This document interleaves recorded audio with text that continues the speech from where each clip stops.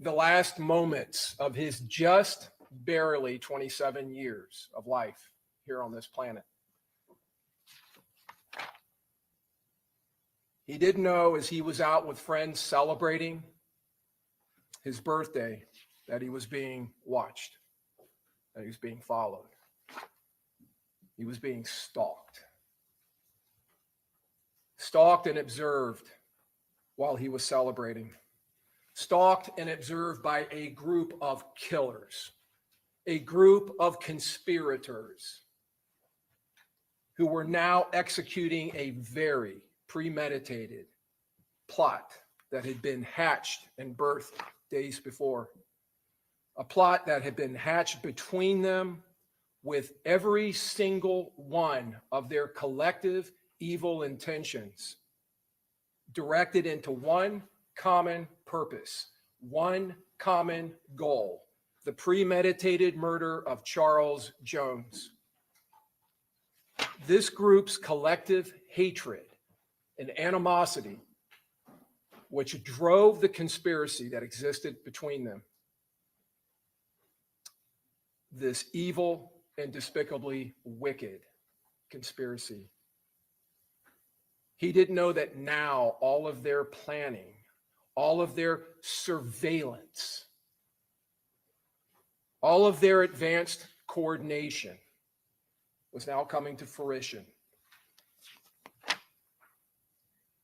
Coming into fruition in such a precise way that he only saw his killers for mere seconds as they rapidly closed in on him, dressed from head to toe in all black, like ninjas coming out of the dark. Disguises that included balaclavas and ski masks. Disguises that these conspirators had decided well before this moment that they were going to wear, to use to hide their identities from the ever-present and ubiquitous cameras that permeate our culture. As Charles Jones sat there in the front passenger seat of his Dodge Charger, their plan came perfectly together. He was now the perfect target, caught completely, entirely off guard, completely blindsided. As these gunmen appeared, seemingly, you will see in this evidence, out of nowhere.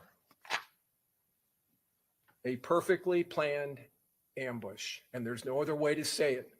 The evidence will show you clearly this was an ambush, a designed ambush, one that they had carefully planned and now were orchestrating.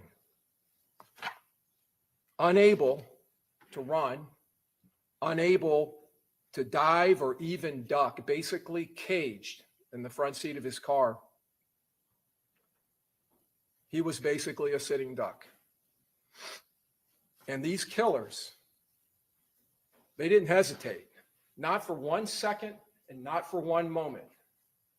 They moved rapidly into their pre-planned positions, into their firing locations. And then they immediately unleashed a hellish onslaught, affecting a precisely coordinated violence of action, sending a barrage, a wall of hot lead, crashing into the only barriers between Charles Jones living and Charles Jones dying. Those barriers, the automotive glass, the sheet metal of the front of his Dodge Charger, which were absolutely no match for the high-powered 5.56 and 300 blackout caliber rifle rounds, which were now traveling at him, directed at him at thousands of feet per second, each one of them carrying over 1,200 foot-pounds of energy, directed specifically at Charles Jones. A Glock 9mm handgun was being utilized by one of these conspirators, a handgun that wasn't just a semi-automatic handgun. It had been converted to a fully automatic hand cannon. And now it was running wide open, dumping all 30 rounds of its magazine through the front end and the windshield of that Dodge Charger. All of that gunfire filling the dark early morning hours with booming concussions and bright flashing muzzle flashes as these high-pressured and high-powered rounds flooded the atmosphere in front of that Dodge Charger.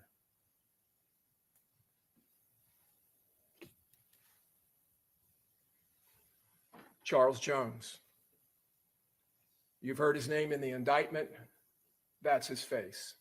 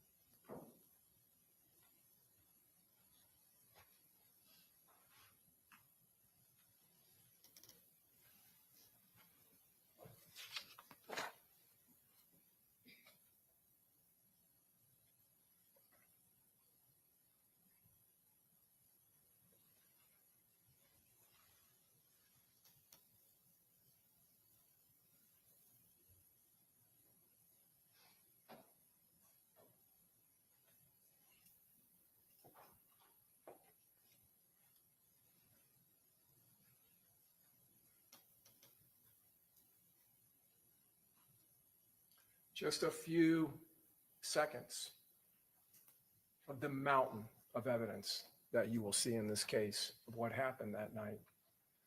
Evidence that will show you clearly that these co-conspirators hatched this murderous plot not minutes, not hours, but days before this, formulating in their hearts and minds this agreed upon collective and confederated plan with one common agreed upon goal: death, violence, and murder.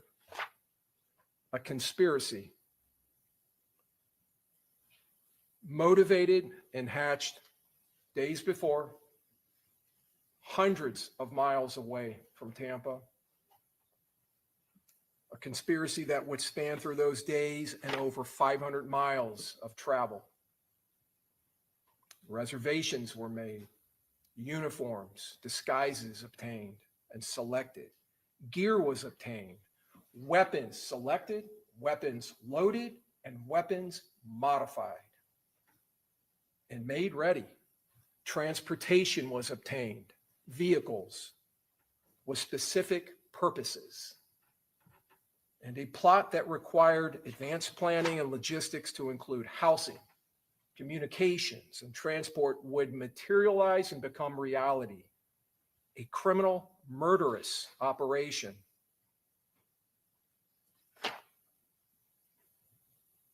These co-conspirators leaving their homes in the northeast corner of this state, traveling here, traveling to their target.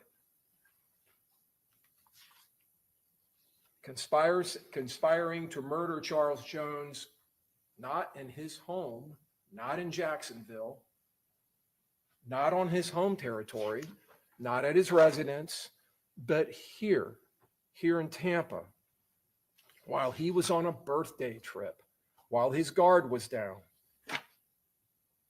And you will see in this evidence the clock-like precision of these co-conspirators, how they worked together as a team in this team effort.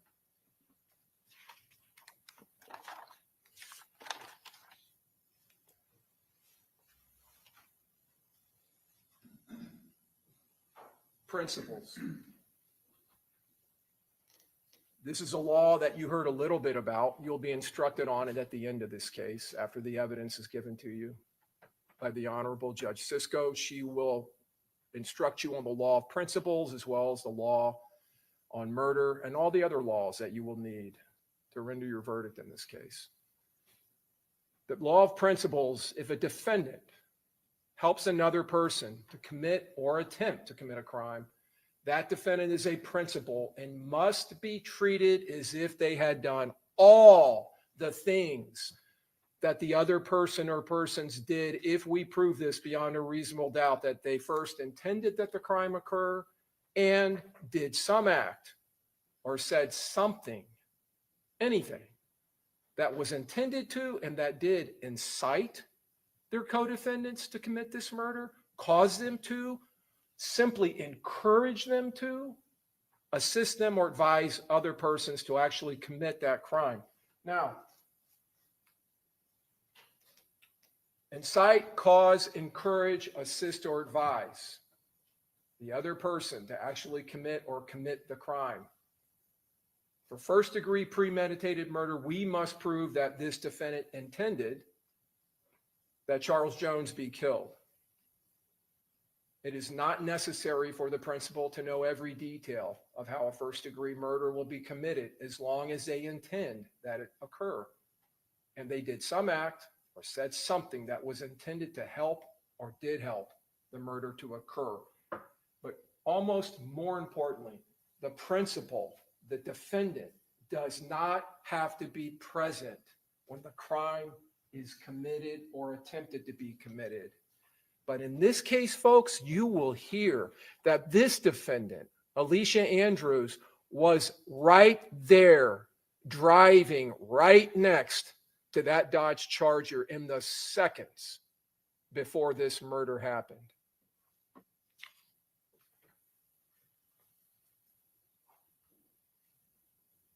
If the defendant is found by you to be a principal, then she is legally responsible and accountable for everything that her co-conspirators, her co-defendants did. Alicia Andrews, these are her co-conspirators. I don't know if this laser is going to work, if you can see. In the upper left-hand corner, that's Rashad Murphy. Lower left, Davion Murphy. Sean Gaithright is in the upper right. And in the lower right is her boyfriend at the time, Isaiah Chance. These were the 5 conspirators.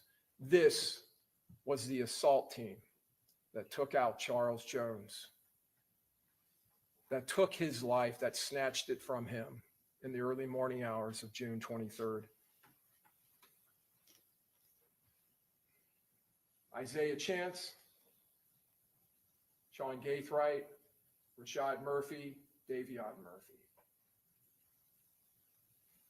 To understand the murderous intent that existed amongst them, and to understand this conspiracy that dwelled in all of their minds and hearts, we have to go back and look at the lives and associations of Charles Jones and these defendants. What did Charles Jones do to these defendants that was so bad that would cause them to confederate, to conspire, engage in this coordinated, planned attack?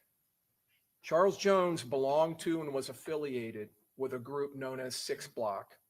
He was a member of that organization. It exists in Jacksonville. It's known as 6 Block, and it is a street gang.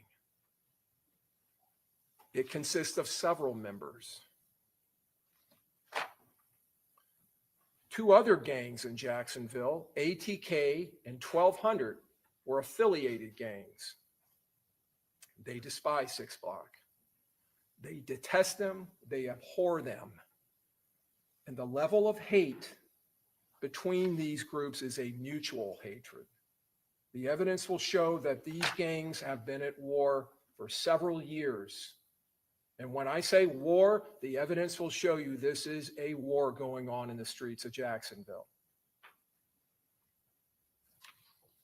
The hatred and the dripping animosity of these defendants towards Charles Jones, it ran deep. And the evidence will show you that. In fact, you will hear that in October of 2023, just 9 months before this, before the murder of Charles Jones, he had left his residence in Jacksonville in that same black Charger about 6 o'clock in the morning. He came to a stop sign in his neighborhood, just a few blocks from his house, when a shooter with a high-powered rifle opened fire on his car, striking his car several times and striking him in his lower leg, spraying bullets all over that neighborhood. Mr. Jones at that time was able to drive himself to a local hospital, receive treatment, and be released. That bullet, or fragment of bullet, remained in his leg until it was removed by the medical examiner who conducted the autopsy on his body here in Tampa after his murder.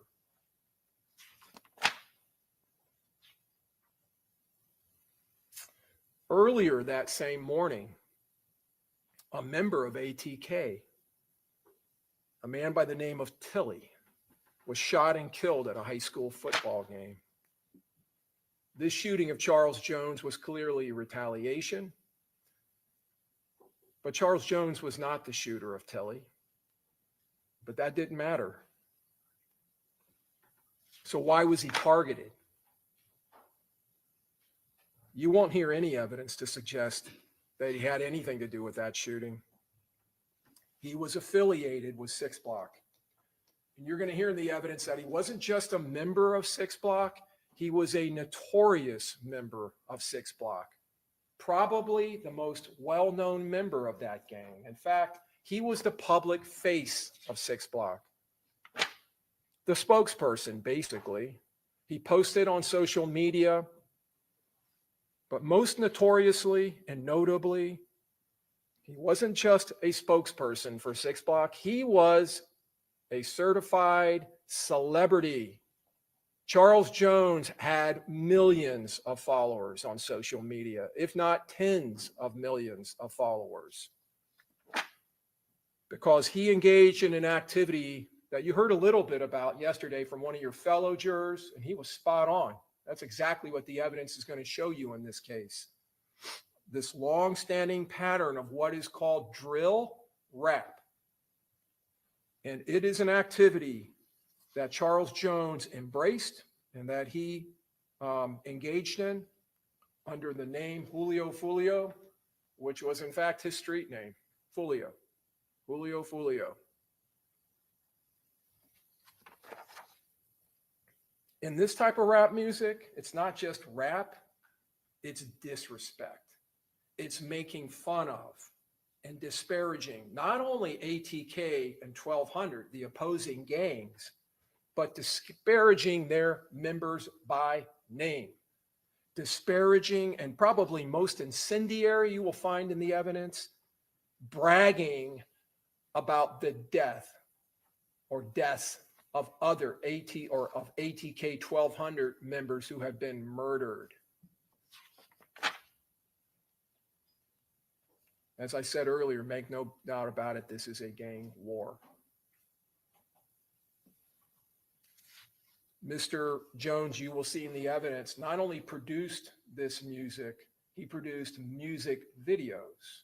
Videos where he would travel to the gravesides of these individuals, or a graveside that was used in lieu of their graveside, and do things during the video like lay on their graves and sing around their graves and use sarcastic lyrics in his songs, pour champagne on their graves, rubbing it in the faces of ATK and 1200. And ATK and 1200 were no better. They did the same thing. You're going to see videos from members of that gang. One young man in particular, Kenyatta Bullard, known on the streets as Young and Ace, who produced not only songs about 6 Block members who had been murdered, in the days after the murder of Charles Jones, he produced a song just within almost 48 hours and put it up, talking about the murder of Charles Jones, the specific facts of it.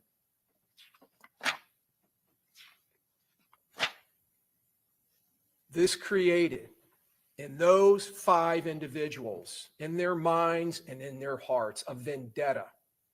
This was revenge. Because he ridiculed them, and he ridiculed their gang, which was their family. He ridiculed their friends, which were their family members. They were close, deep running bonds of loyalty in this organization. Because they have each other and they defend each other. They defend not only each other, but they defend each other's honors. And they defend their affiliations.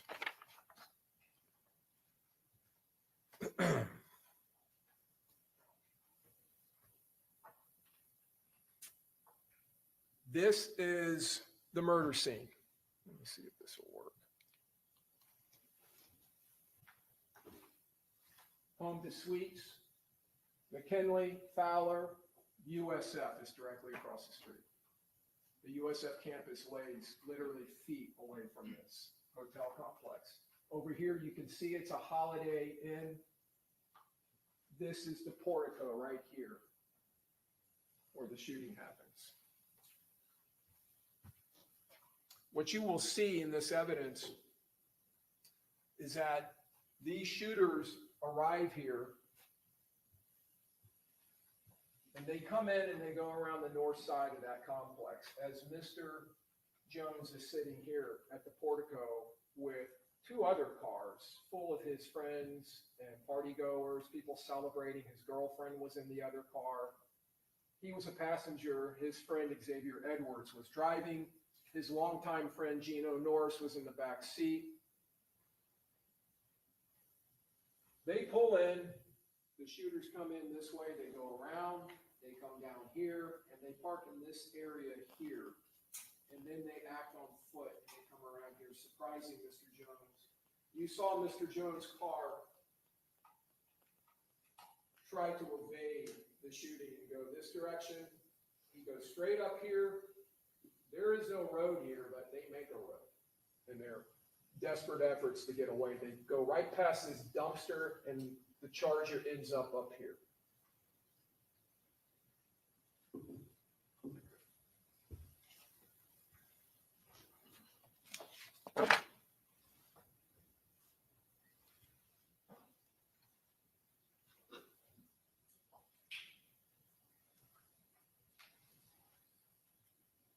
This is Mr. Jones arriving. He's been out celebrating, you'll find in the evidence.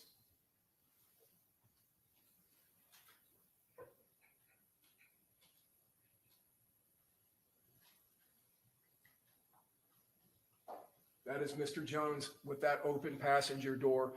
The vapor you're seeing is coming out of the hotel. That's some type of a dryer vent. Mr. Jones in the red stocking cap pulling up his shorts. He walks in the hotel. As you can see on the timestamp, which is slightly off by a few minutes, this is about 4:30 in the morning. They had been out through the night. They had gone to a couple of clubs. Mr. Jones appeared at one club and performed, and then he went to an after party at another club. He had attempted to make a reservation here, but because they appeared so late, it had been given away. You'll see him come back and get into his car.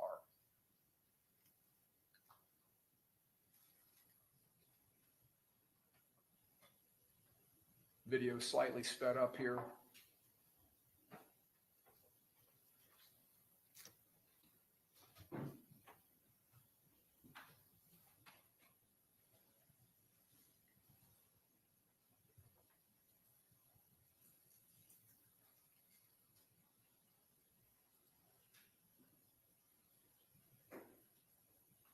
That car entering right there, that's the assault team. And as I said, they go northbound around the north side. They avoid driving near this entourage, Mr. Jones and his friends.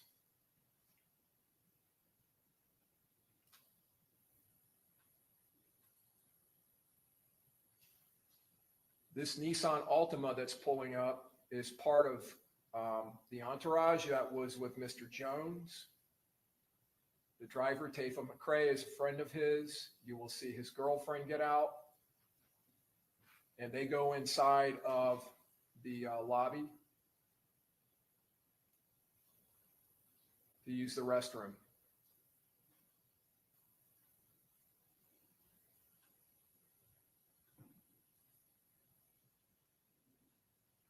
So Tafa and his girlfriend, Aaliyah Albritton, they walk in to the lobby, and they're actually inside there in the bathroom when the shooting happens.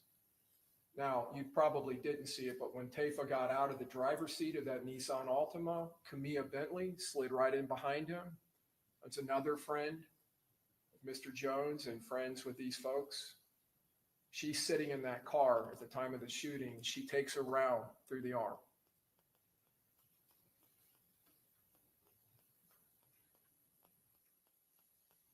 This car driving by, that is the spotter car. That is the surveillance and reconnaissance vehicle. This is just before the shooting happens. And you're going to see that car come right back by.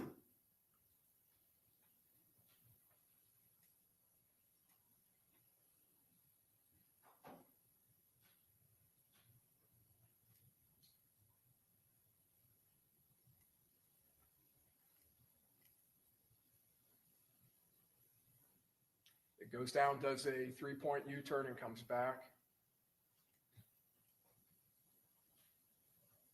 And now we're mere seconds away from the attack on the Charger, on the attack on Mr. Jones. You'll see the Chevy Cruze go southbound on McKinley.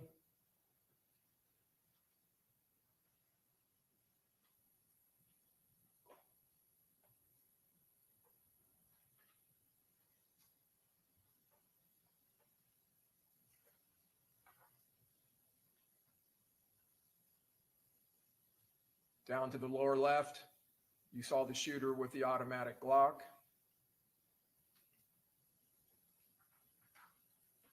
That's him in the lower part of the photo.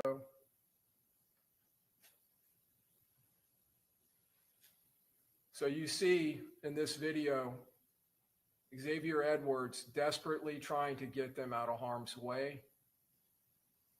But what he didn't know was that up on the top of that screen between that, I think it's a Mercedes and that yellow car, was the third shooter. So what he ended up doing was driving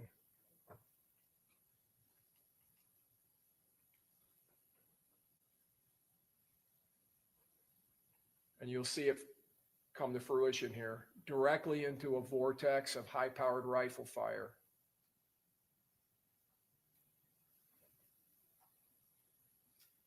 Now, what you're also going to find in the evidence, and you can see the electrical charging station up here in the upper right, this is the edge of a Tesla that's sitting at another Charger. That Tesla has its, I believe it's called Centurion function on, and it is recording from multiple cameras around the car. And this is one of the recordings. You'll see several in the evidence that picks up the third shooter running down behind that row of cars and taking up position by that yellow car. He is the shooter on the other side of the street that forms that deadly vortex of fire as the Charger goes by.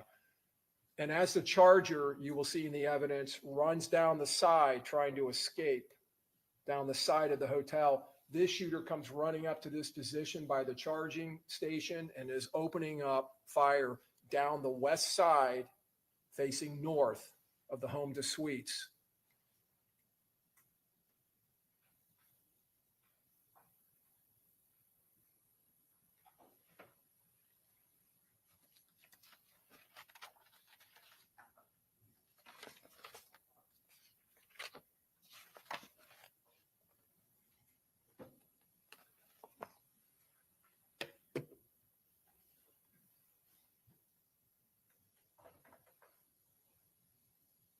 That is the headlights of the Charger fleeing up the west side of the hotel, heading north.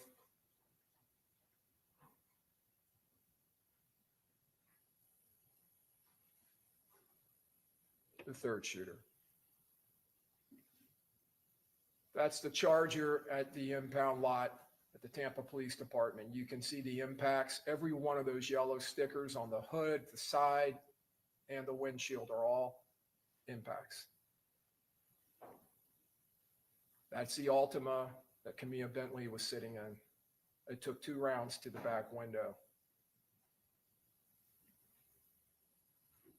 This is Xavier Edwards, who was the driver of the Charger. That's him at the hospital. Gino Norris, Mr. Jones' friend, who was in the back seat. He was shot in the upper right arm.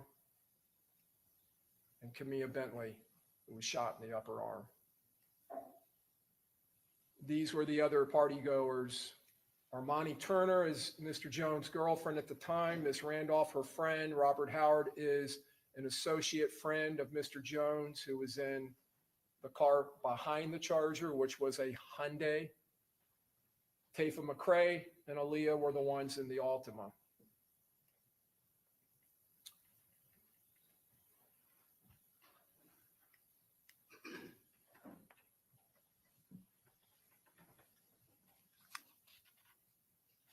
You could see in that video that these gunmen acted with suddenness, they acted with speed and fury, and they brought overwhelming firepower.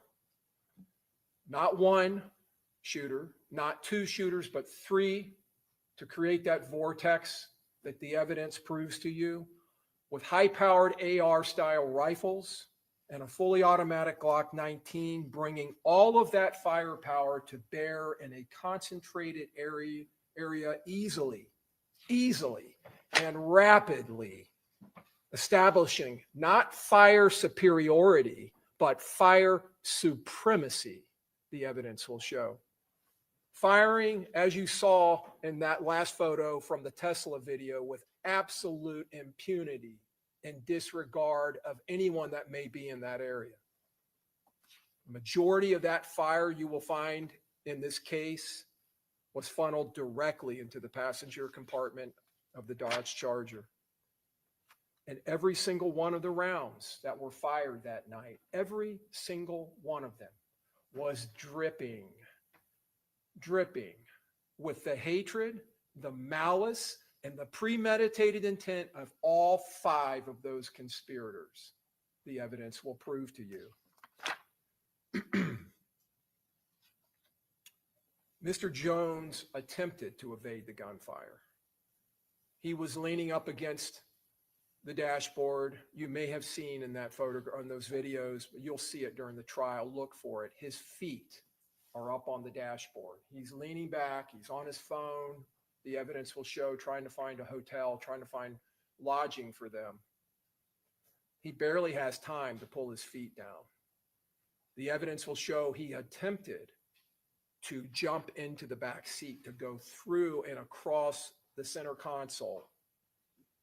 Before he could do that, one of these rounds smashed into his chest, and that round tore through his heart, through his lungs, and through the largest vein in the body, the aorta, a gigantic artery that supplies blood up and down your body. And when he turned and kind of flipped over to try to crawl into the back seat, he took 2 more rounds to his back. Those rounds ripping through not only the muscles of his back, but into his liver.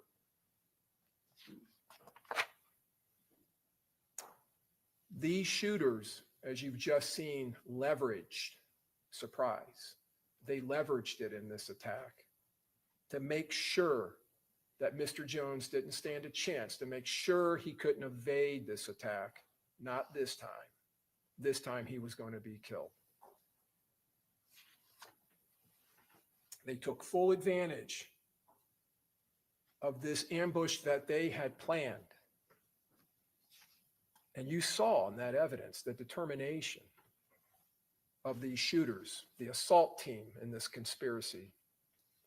They didn't stop firing when the Charger went through that vortex. They kept firing all the way up the side of the hotel as the Dodge Charger fled, almost a block away. That last shooter you saw in the Tesla video opening up fire. rapid fire. And as I said, firing with impunity. This was a perfect ambush spot because Mr. Jones' car was stuck. He couldn't go backwards because his girlfriend's Hyundai was behind him. To the left was a parked car next to the beams of the portico. On the other side was the hotel. A hotel.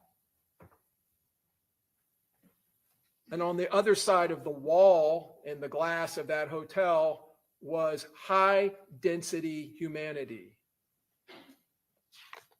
That didn't stop these killers. That didn't give them any pause for concern. You're going to see in the evidence impacts around that portico, numerous windows that are blown out in the front of that hotel. And not only in the lobby and in the front of the hotel, up and down the west side of that hotel, impacts through windows that coursed through hotel rooms where people were sleeping, families. That hotel was packed with people, parents there with their student children that were there for orientation at USF, people were there with their small children here in Tampa sightseeing. This overwhelming firepower and violence of action had an effect of confusion. Now, it wasn't confusing to the killers because they slipped away into the darkness. They were gone almost immediately. But it had that effect on the victims.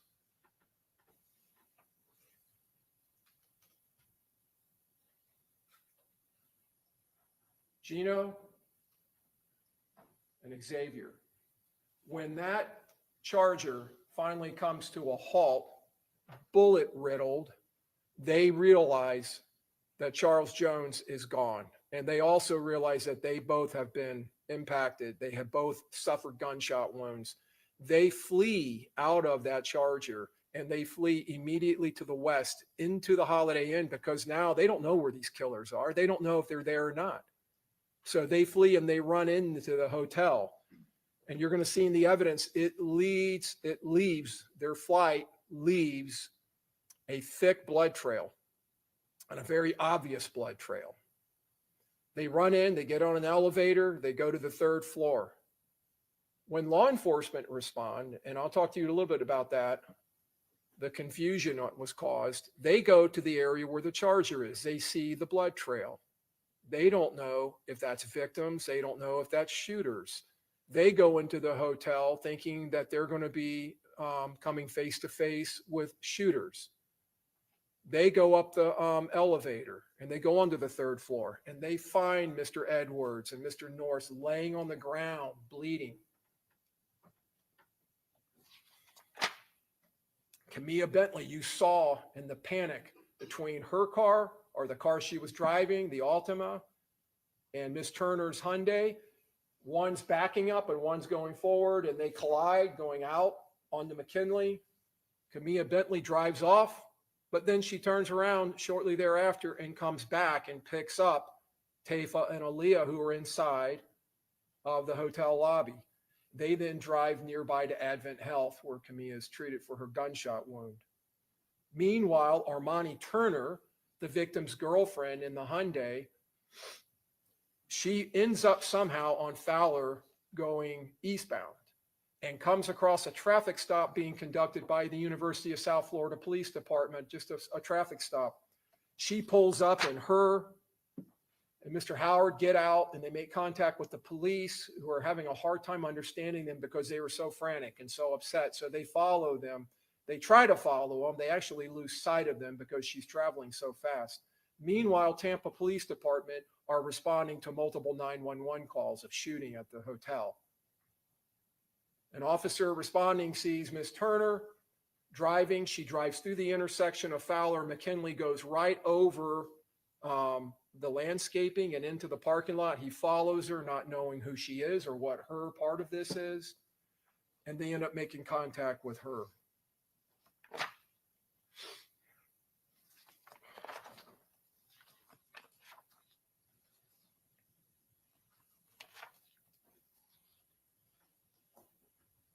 Officers end up driving down to the south end because it's brought to their attention that there are impacts and broken glass all over the south end of the home to suites where the shooting actually happened or began.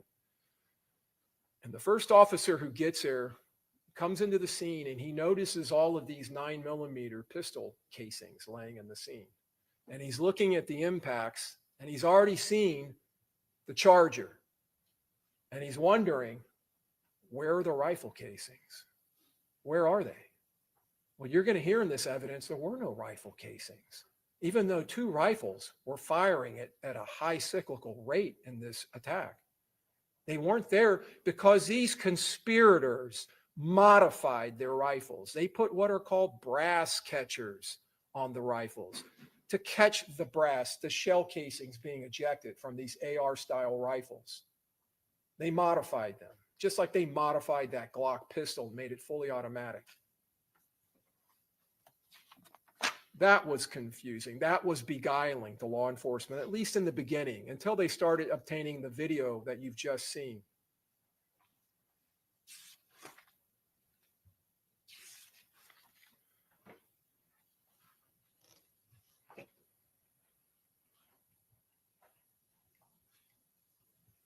So how does this conspiracy unfold? How does all of this start? It starts with Charles Jones, Julio Foolio, you see his name on the top of this post on IG, putting out on his IG account this advertisement for June 22nd, which was a Saturday. The murders happened in the early morning hours of the 23rd, going into Sunday morning. And you see Mr. Jones in the middle, advertising he's going to be appearing, Julio Foolio, at Teasers on North Nebraska in Tampa, hosted by Kenny K. And he puts at the bottom, my Airbnb pool party, June 21st. That's when he arrived here. He and party goers arrived here that Friday. They had rented an Airbnb in Holiday in Pasco County. And they ended up on Saturday night leaving the Airbnb because he had started sending out, telling people, send me messages and I'll message you back with the address. And so many people appeared that eventually the owner of the Airbnb pulled the plug and told them to get out. But you see down here at the bottom, my official birthday party, June 22nd at Club Teasers, and gives the address. So he is making it very well known when he puts this promotion out, where he's going to be, what address he's going to be at, and when he's going to be there. This is another flyer that he put up. 8 p.m. to 3 a.m., June 22nd at Teasers. He even puts a photograph here of Tampa. My Airbnb pool party. DM me for address. And my official birthday party at Club Teasers, gives the address again. So he's advertising his whereabouts. He's advertising his whereabouts. Now, Miss Andrews, the defendant, sitting right over here at counsel's table, this is a message that she sends, and you see on the top there, oh, that's red. That is her Instagram account. You will find that. You can see on the top right, her registered email to that account, verified Alicia Andrews 72 at yahoo.com. She sends that this message on June 21st. That's Friday at 10:52 UTC. That's early morning, the 22nd, or earlier that day, sorry. UTC, if you're not aware of that, is Universal Time Code. It's Greenwich Mean Time. So you got back up 4 hours. So she's sending that on the Friday night. Hey, could I book a B&B in Tampa? This is 2 days before the murder. To a Kiera Axe Marie. Hey, what's dates you need? Tomorrow, but what day do you have available? How many bedrooms? Like 2. Logistics. This is the beginning. She's trying to find lodging. Trying to find lodging for this operation.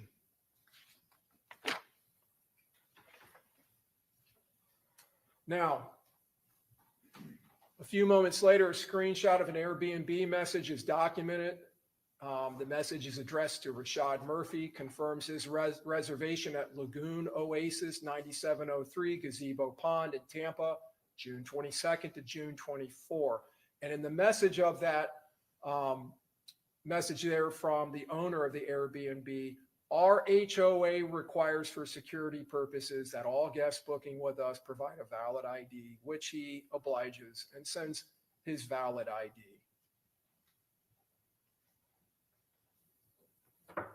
Now we go to the 22nd. This is the Saturday. Earlier in the day, before Julio Foolio is going to start appearing at clubs in Tampa. This is the residence of Sean Gaithright, one of the conspirators.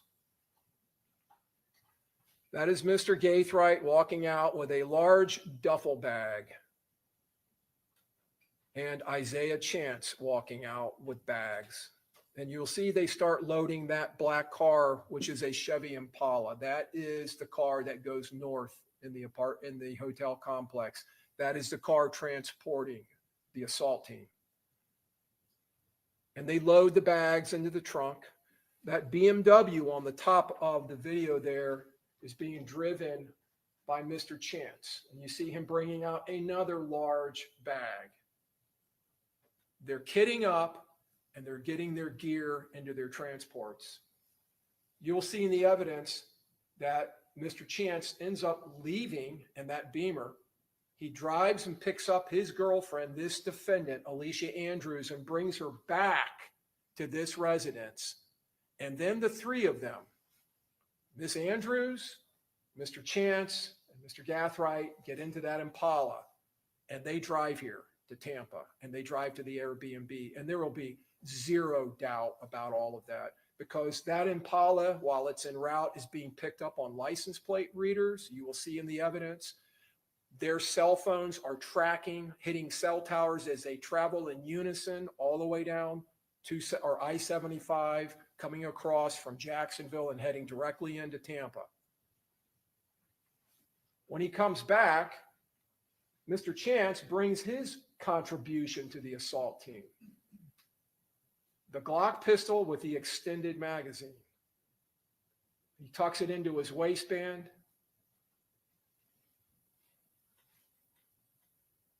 You can see the extended magazine sticking out in the trigger guard and the slide and the dust cover of the pistol. Just a more close-up photo of it. And you can see it bulging out of the right side of his warm-up pants he's wearing. So these three, Chance, Gaithright, and the defendant, get in that Impala. And they drive. You'll find in the evidence that Gaithright in the middle and Chance, the defendant's boyfriend, are very tight. They were close friends. Mr. Chance calls Mr. Gaithright his little brother. And you'll see in the video when they are loading up, you'll see more video during this trial of Mr. Chance putting in the codes on the front door of the house that Mr. Gaithright lives at.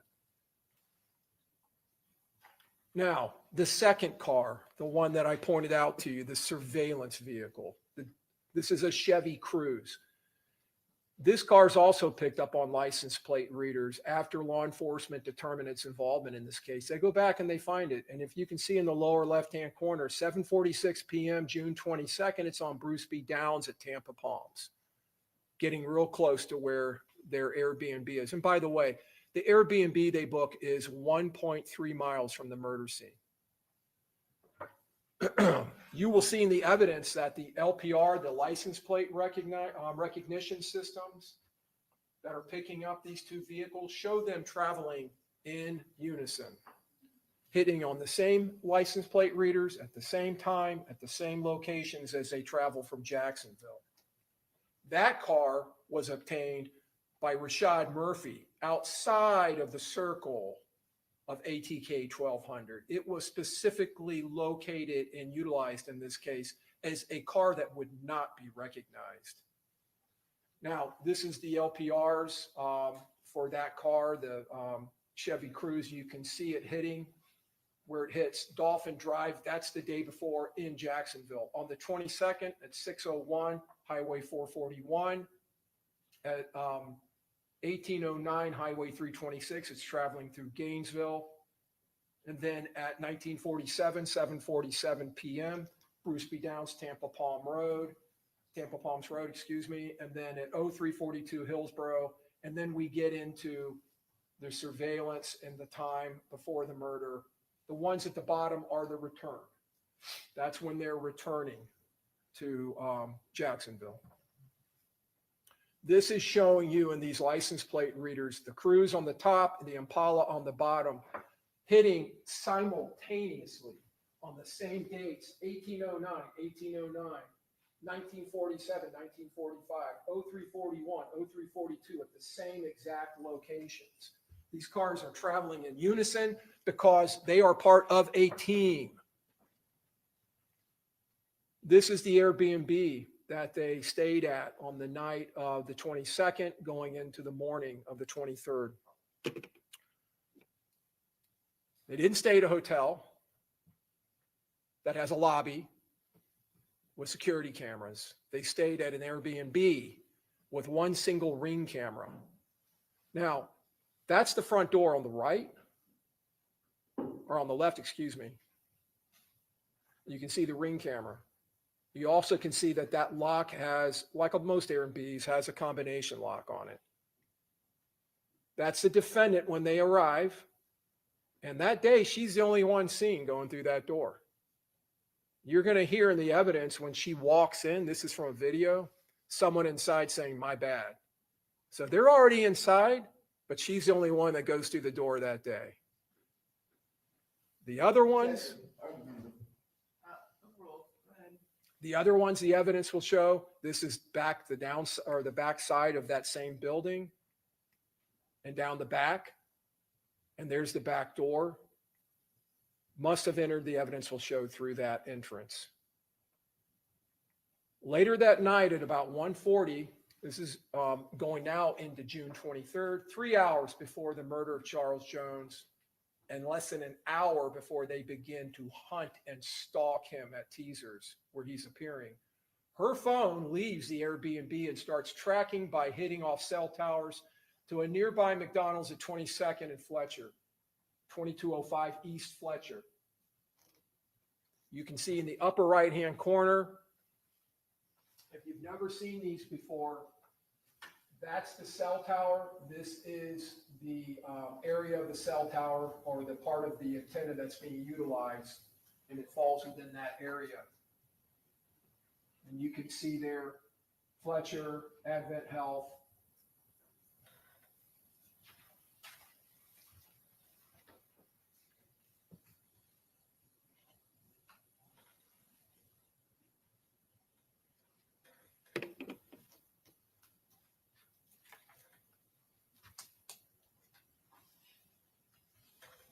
That is her in the passenger seat. And there's not going to be any doubt about that in this case, because when she's later interviewed by police, she identifies herself. Because you're not really going to be able to see her face, but she says, "Yeah, I'm in that car. That's me." You can see the driver, Davion Murphy, he's lighting a cigar. You can see a little flame. You're going to watch on this video as they proceed through this drive-through.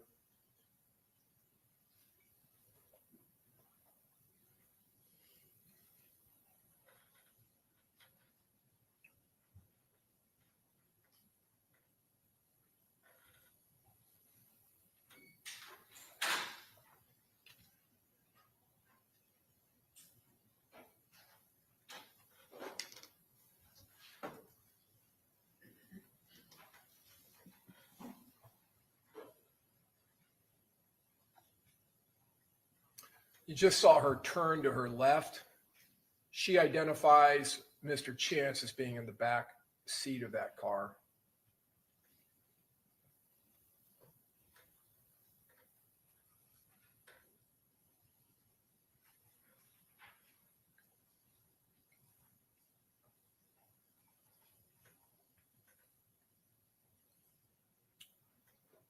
That's Davion Murphy in the driver's seat.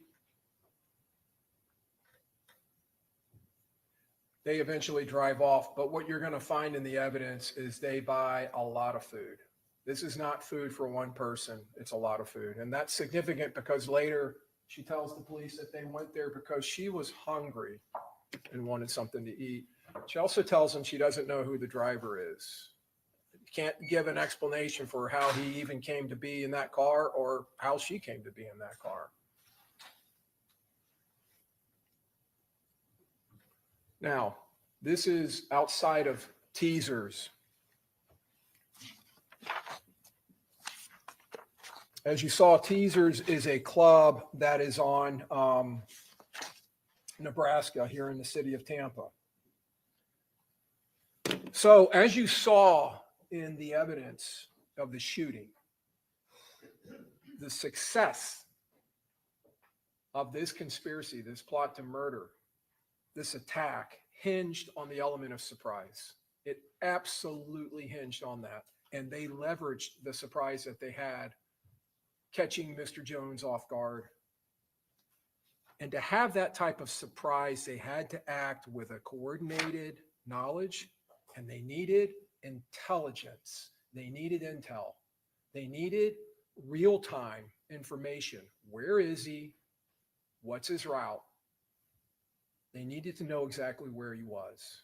They needed to know his positioning, his routes of travel. And like any good operation, the key to success is intelligence, critical intel. Now, to obtain intelligence like that and to do so surreptitiously, secretly, the surveillance has to be done.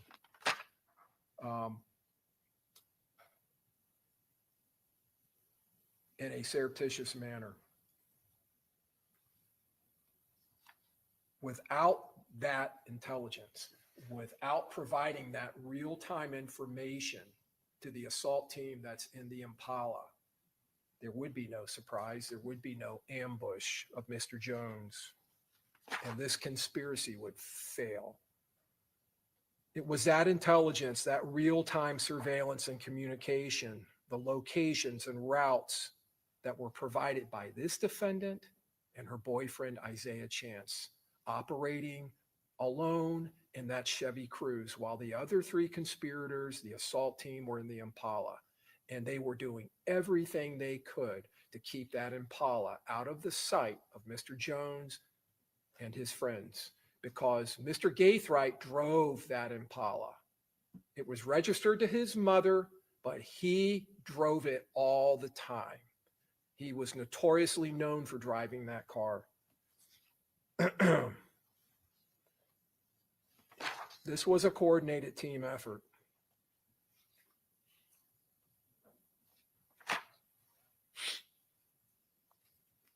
In order to remain secretive and to not alert the target that they were conducting surveillance, they utilized several different techniques. Number one, they parked away from the club, and they utilized disguises that you heard some about yesterday in jury selection about COVID masks. You're going to see in this video, June of 2024, they're both wearing COVID masks. Now, interestingly, because it was suggested yesterday that there's many reasons people could wear COVID masks, it's the only time in this evidence you will ever see a mask on this defendant's face. You won't see it on her face when she returns back to Jacksonville through an Uber. You won't see it on her face any other time when she's entering into the Airbnb around her four co-conspirators. But they kept their distance, and you'll see that in this video, from the victim and his entourage. They attempted to blend into the background. They needed to get close enough to be able to conduct surveillance, to gather the information they needed, but not so close that they would be detected. They had to avoid that. So first they used an unrecognizable car, and then they used disguises. But what you're going to find, and remember the law and principles, she doesn't even need to be there to be part of this conspiracy or to be a principal. She's there. She drives there with Mr. Chance, and they park in the north end of the parking lot of Teasers. And she doesn't stay in the car. She gets out and she walks with him. You're going to see that. You can kind of see their images in the upper right-hand corner. This is a video. I'm going to play it in a minute. You're going to see him hand her phone to her and her put her code into the phone to open it so they could utilize it to convey what they were watching and seeing. And again, they're out in the parking lot.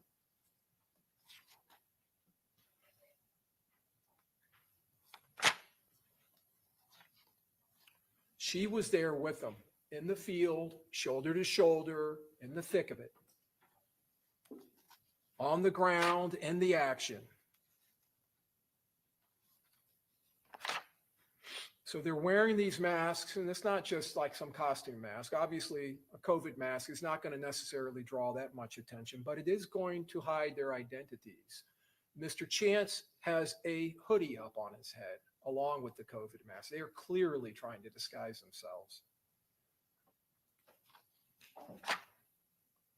But again, she didn't stay in the car, she got out. And there was a reason for that.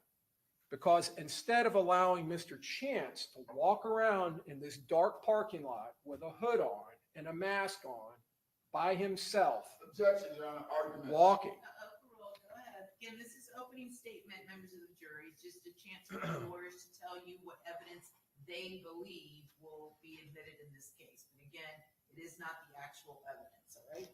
Go ahead. But instead of allowing him to walk around in that parking lot by himself, a single man with a disguise on, she went with him because now they would be a couple. They would fit in. They would be non-threatening. So she acted not only helping in conducting the Objection, Your reconnaissance, Honor. Argument. Overruled. she acted as camouflage. She acted as a disguise in and of herself. Now they're a couple. Now it's not just a single person who may be seen as threatening or may draw attention. This is just a couple walking around in the parking lot in a club where a lot of people are milling about in groups. In groups.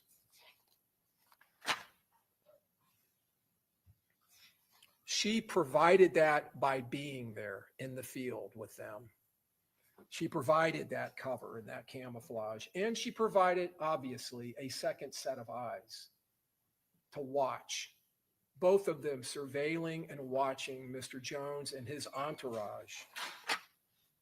And then, as I just mentioned a minute ago, she provided the comms, the communication, her phone. Now, you're going to see in the evidence, Mr. Chance's phone is tracking all the way to Tampa from Jacksonville. And it's tracking at that Airbnb. It's hitting off a nearby tower, but it's her phone they're utilizing, you will find in the evidence. Now, you're going to find in this evidence that they were not utilizing the calling function of that iPhone or even its Apple text message app, the two ways that most people communicate. They're using some kind of a special application to be able to communicate that's undetected. But at some point, they have to break radio silence because the person they're communicating with, Sean Gathright, is not answering. He's not picking up his phone, so they actually send a text through the Apple text message app. Pick up your phone. And that's right around this time, just a few minutes later.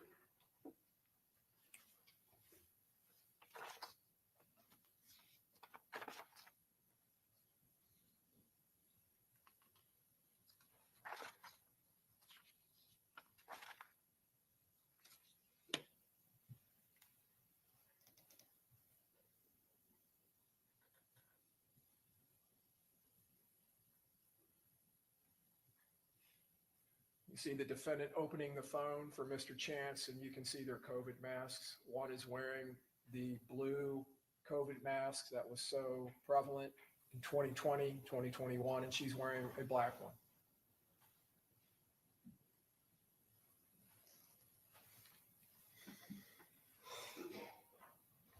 This is Mr. Jones and his friends arriving at that club.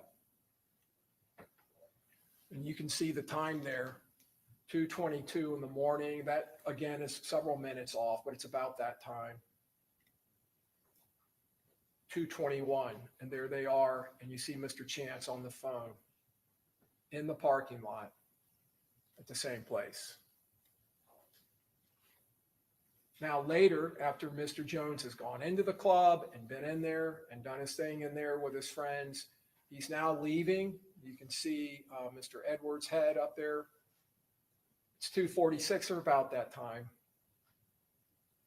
2:46, 59, almost 2:47. And what happens at 2:47? This car up here in the upper right, that's on that road, which is Nebraska, is pulling in to the north end of the parking lot of Teasers. This was an extremely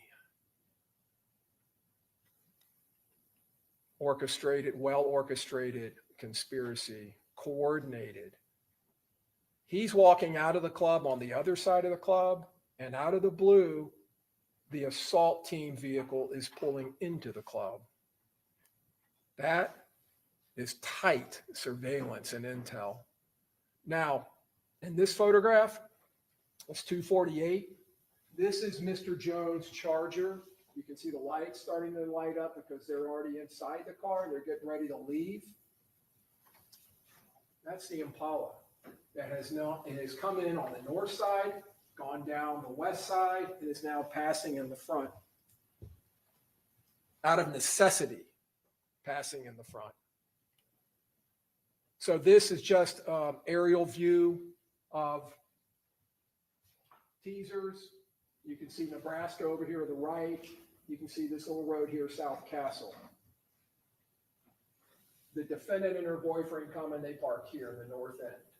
They get out, they walk around, they come around this way, they stand here. The entrance is over here.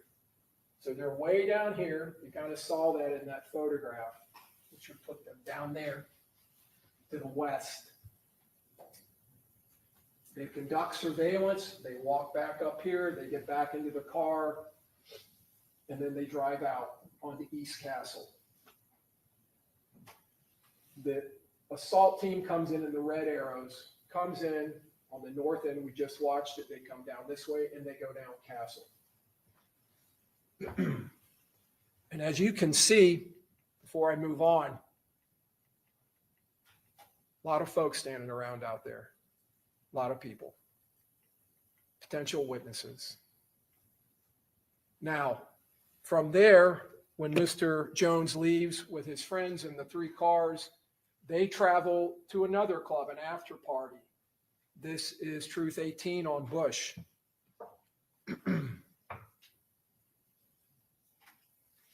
The Dodge Charger, the Hyundai, and you'll see the Altima come up.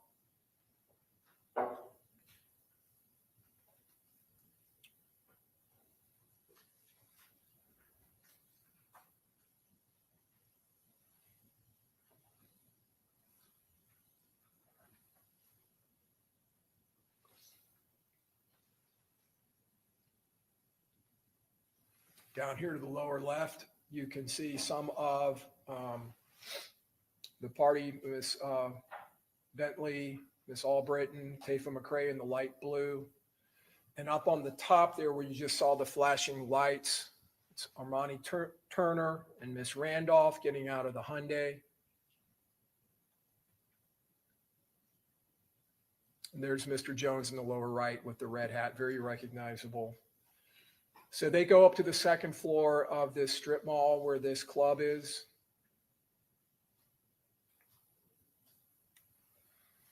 That's Gino Norris in front walking up, his friend.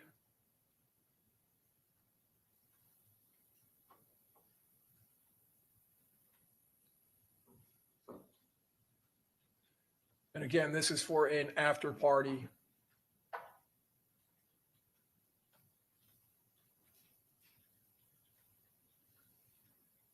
And you'll see Mr. Jones will start live streaming with his phone.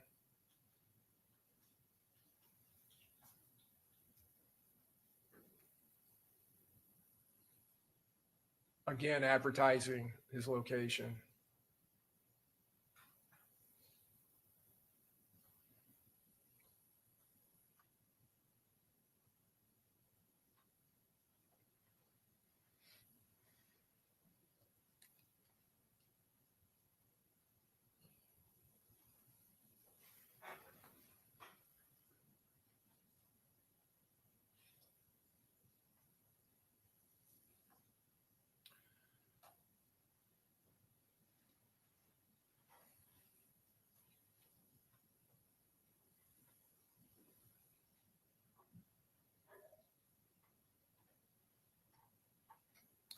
This is from another location, and you can see the Chevy Cruze up in the top part of the screen.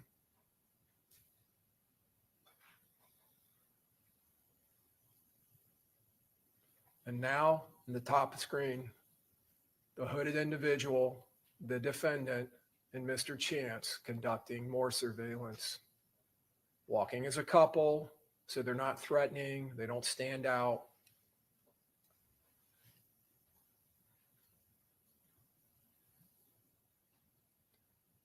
With her phone to his ear.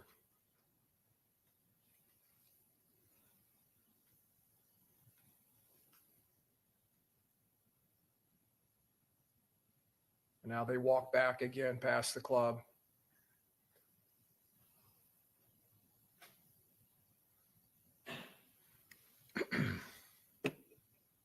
Mr. Jones and his friends leaving.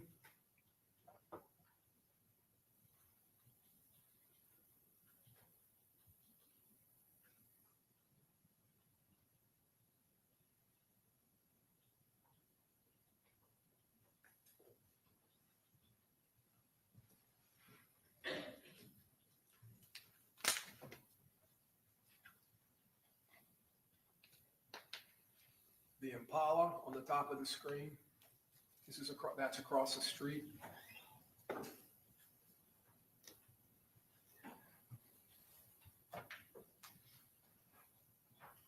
You'll find in the evidence that the victim and his entourage go down the parking lot, they do a U-turn, they come back out, they end up heading east and then doing a U-turn and going back west.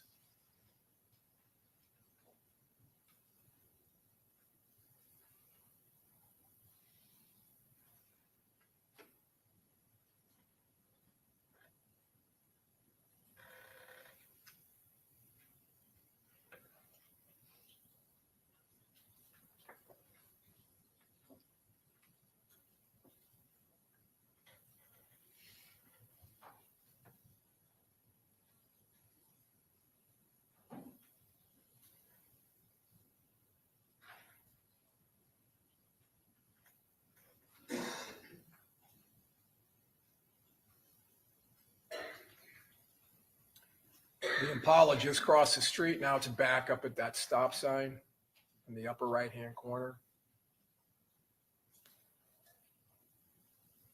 And you'll see it'll just sit there for a while.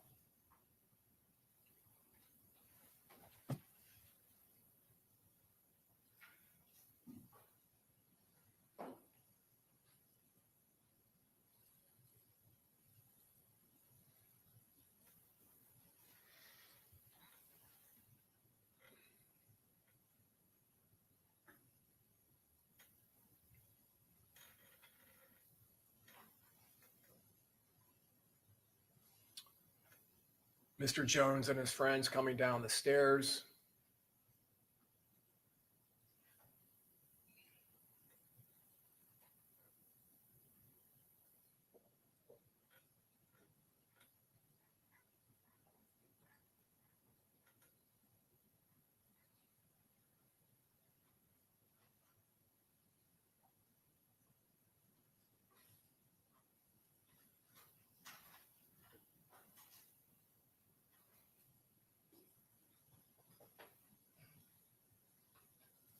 A lot of people milling about, a lot of cars.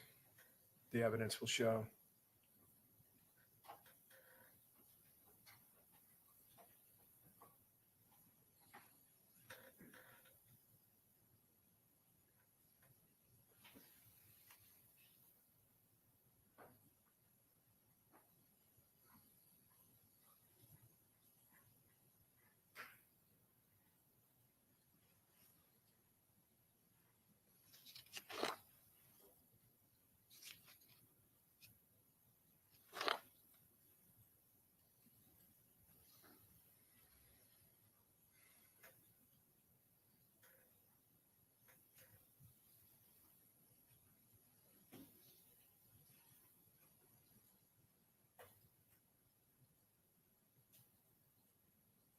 And then finally they leave or start to leave.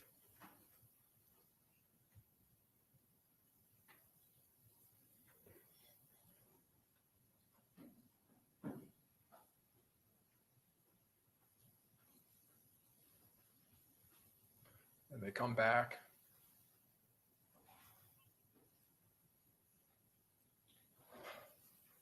Charger followed by the Hyundai. Followed by the Altima.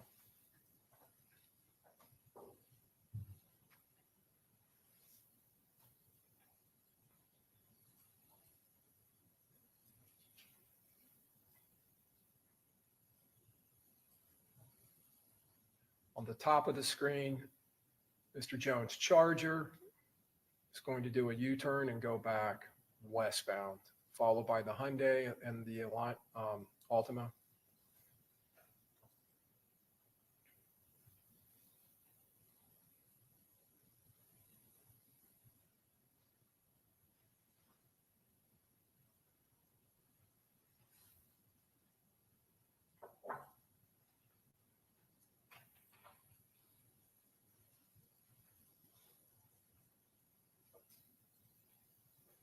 There goes the Cruise, heading the same direction. Now, this is the intersection of McKinley.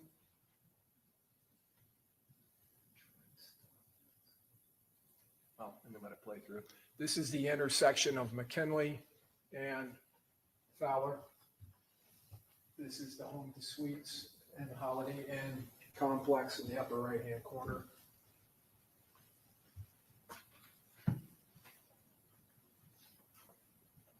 Directly across the street is USF. There's an Embassy Suites there. That is Mr. Jones' car doing a U-turn and going back on McKinley, and you'll see it turn into the hotel complex, followed by the Hyundai and the Altima.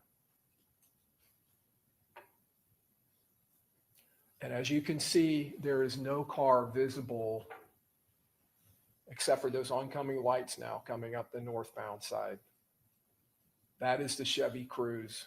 It goes eastbound. No other car on McKinley can be seen. It's not even in sight. The Chevy Cruise ends up going eastbound, then comes back westbound, turns northbound. There it is, into that parking lot. And now several minutes later comes the Impala, which this is the assault team. Does a U-turn, you will see.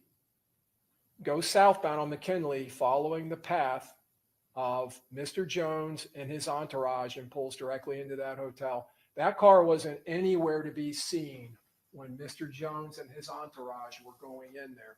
But the Chevy Cruise was there with this defendant and Mr. Chance, providing critical intelligence to them with this defendant's phone.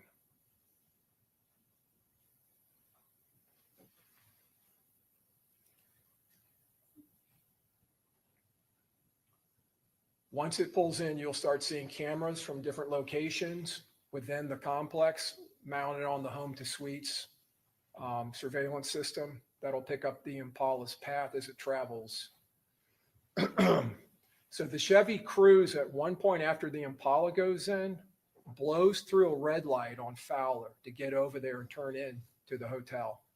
By that point, the Impala is all the way around on the west side, you will find in the evidence, of the hotel, and setting up for the attack. But now the Cruise has to come, the evidence will show, to drive by and confirm where is Mr. Jones.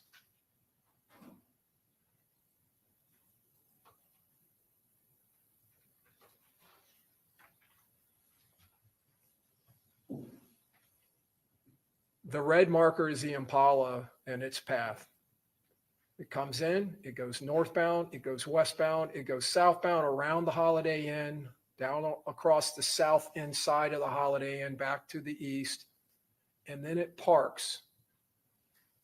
First it goes down, you can see that red arrow next to the Home to Suites on the west side. It kind of pulls down there and has to back up and pulls in. When the blue markers is the Chevy Cruise, when that pulls in and pulls around and does the 3-point turn, you're going to see in the video evidence right here, they pass within feet of each other at the same time. And of course, the Impala never goes around or reveals itself past that point, keeping out of sight of Mr. Jones and his entourage.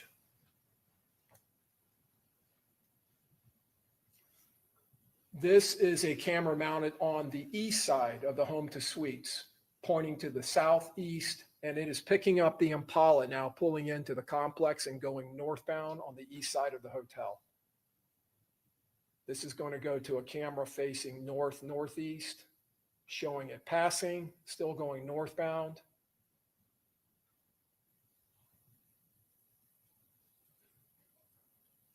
And then it turns back to the west. This is a camera that's mounted on the north side of the home to suites that picks up the Impala as it passes and turns towards the west. And now the Impala is on the west side of the hotel. There's this pool and this patio area here that's on the west side of the hotel. Going around this way would be the portico. This is the west side of the hotel. The charging stations are right here. And you can see the Impala comes and stops. It does not go around that southern end of the home to suites. It's avoiding the southern end at this point. And here comes the Chevy Cruze passing directly past in the car that's not known by anyone, the victim. Goes to the north where the Impala is. Goes right past the Impala. Does a 3-point U-turn and comes back. This is another camera picking up the Impala and the Cruze. That's on the Tesla, part of its security system. You'll see the Cruze kind of do a little turn there, back up and come back to the south.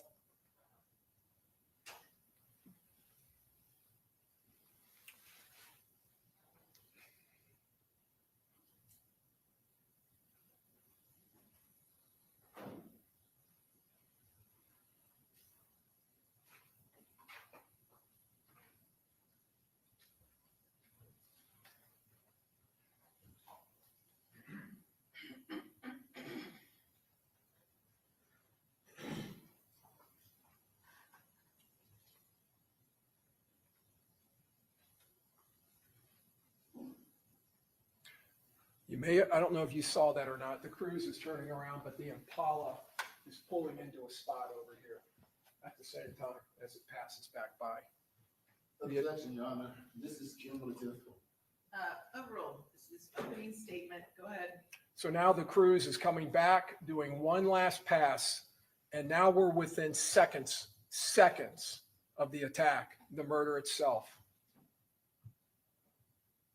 You can see individuals at the top of the screen moving. You're going to see them run by the front of the Tesla, getting into position. There's the third shooter, Davion Murphy. And now they come around the pistol shooter, Rashad Murphy, and the shooter on the top of the screen right there is Sean Gathright. You see the collision between the Altima and the Hyundai as they're trying to get out of there. You see Mr. Murphy come out of hiding and Mr. Gathright opening fire. You'll see Mr. Gathright and Mr. Murphy running back to the north. And you saw this, there's the muzzle flashes of Mr. Davion Murphy's rifle. And you saw the Charger going to the north.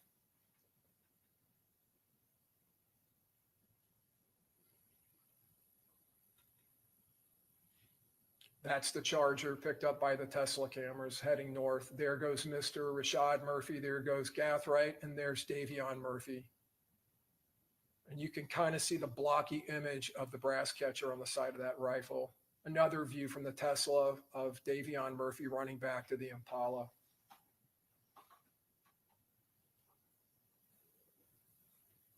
This attack was relentless, as you saw. They weren't going to stop. They were going to make sure that they killed Mr. Jones, that he was not going to live, that they were not going to go back to Jacksonville without him dying.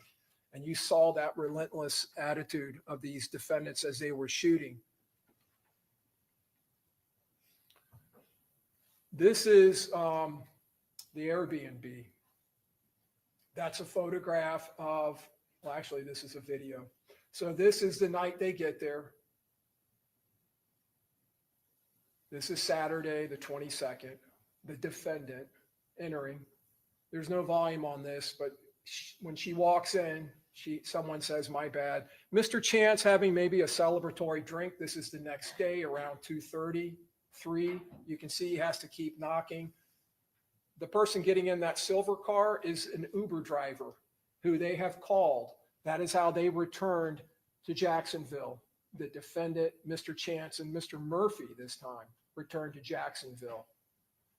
Now they're unloading, bringing out all of their kit and their gear, their weapons. There's Mr. Davion Murphy. Now they're getting sloppy because it's the next day and all of the conspirators are visible. There's Mr. Murphy trying to go back in. Mr. Gathright walking out with gear.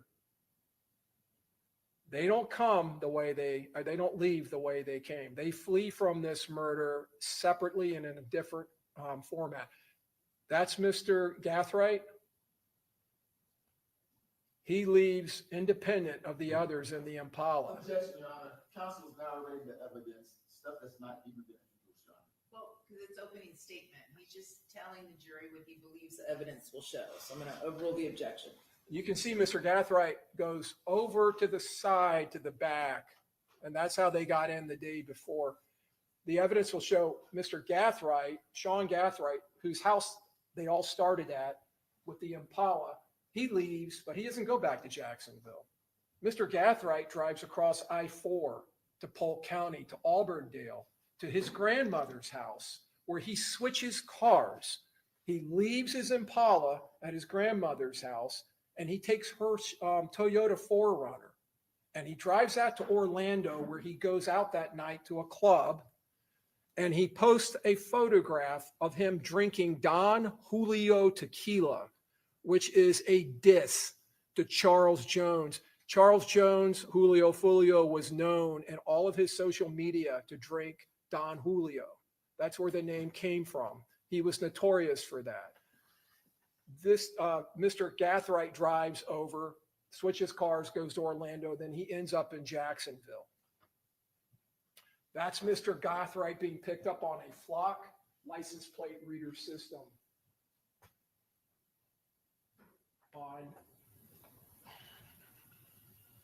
This is him coming. This is on June 22nd. You can see 739. He's in Hillsborough County.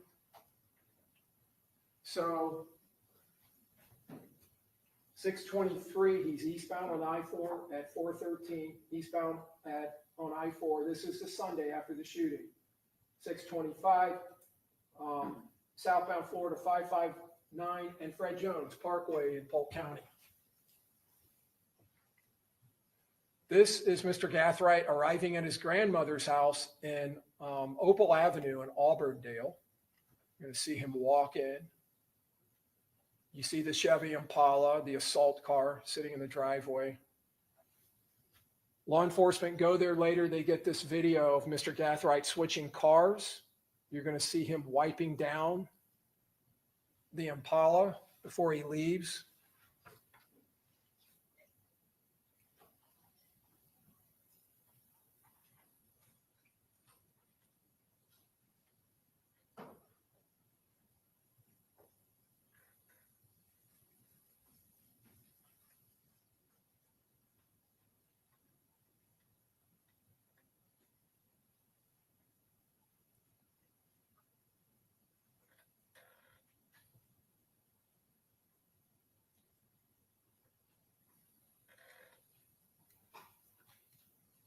And there he is leaving in the 4Runner,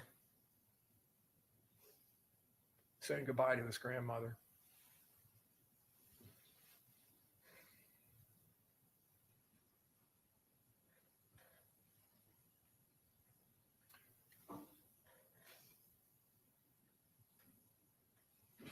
That 626 date in the upper right-hand corner is wrong, 623.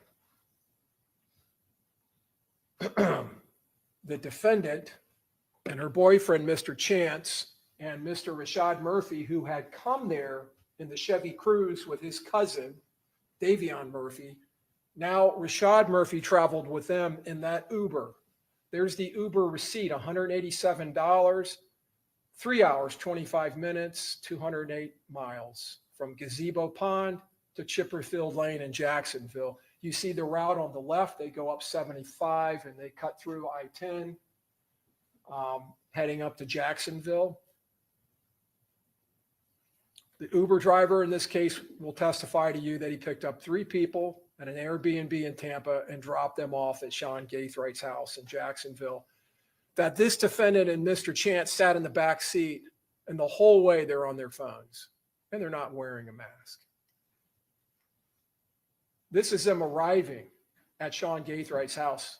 He's in Orlando or in Auburndale at his grandmother's house. Again, Miss Andrews is not wearing a mask.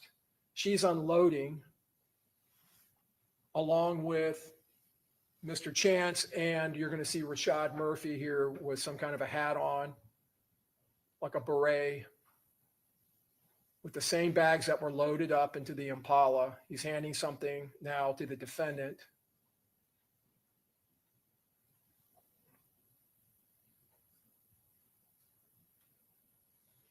And down on the right through that crepe myrtle plant, you can see Chance in the driver's seat of the car.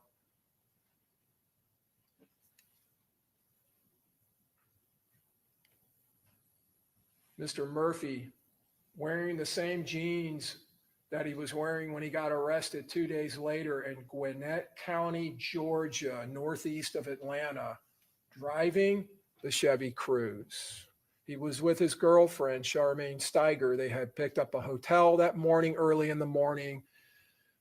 Law enforcement pick up the tag on flock cameras in Norcross, Georgia, and Gwinnett County. In Gwinnett County PD, you will hear from 2 officers from that agency who will tell you, the first officer being the one who arrests Mr. Murphy, that he came into contact in the hotel parking lot, pulls in behind the car, the Chevy Cruze.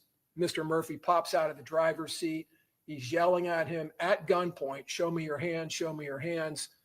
Mr. Murphy doesn't hesitate. He takes off running. The officer chases him and tases him and knocks him down, where other officers stick guns to his head and then they cuff him, wearing the same torn up jeans or type of jeans that he's wearing in the photograph from Jacksonville 2 days earlier.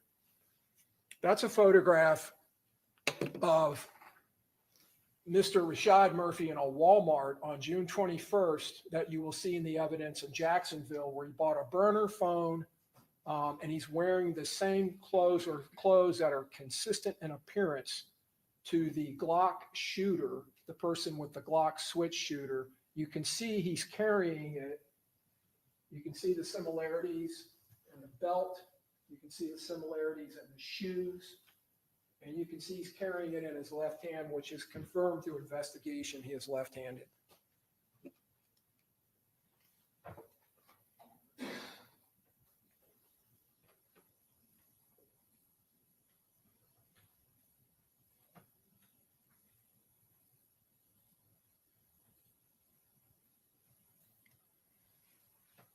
The defendant's phone, 904-405-6748. This is a tower hit at 4:40 at the murder scene. She identifies herself as being in that Chevy Cruze, but you don't even need her own words. You can see it in this evidence. She's in that Chevy Cruze, providing the critical last minute, last second intelligence to the shooters, to the assault team, as they drive out of the parking lot. Those shooters, when they came around the corner, and the evidence will show, directed their fire directly at the passenger side of that Charger. They knew exactly where Charles Jones was. Now, this is 7/6. This is a couple weeks later. This would be what? 13 days later. This is the defendant, and she's messaging from that Ooh, That's Red Instagram account with Tarnisha. You keep telling me to wait a week. That's why I've been sitting. She's talking about Mr. Chance, and she's sitting at his house. The person she's messaging, just have them bring you tomorrow. Okay, why wait a week? down at the bottom to make sure no police sitting around before I go there. Did you get your phone? No, the lady said, the detective said we have to wait, but if until his charge dropped, but that's weird. It was only resisting arrest. So Mr. Chance had been arrested for resisting arrest, and they had obtained during a search warrant of that house, they had obtained the defendant's phone, and this is about her getting her phone back. Ms. Tarnacia responds, oh, July 6th, well, let them keep that phone. And ooh, that's red. This defendant texts back or messages back, yes, that's what I said, laughing my ass off, LMAO. It was a whole different one. Oh, well. Okay, now this is later, July 9th. Police here looking for you. The defendant messages back. Where are they at now? Waiting outside. Oh, okay. Oh, never mind. She texts back, WYM. I don't see them no more. And then the defendant, not text, messages back. They somewhere waiting, probably. So what is that all about?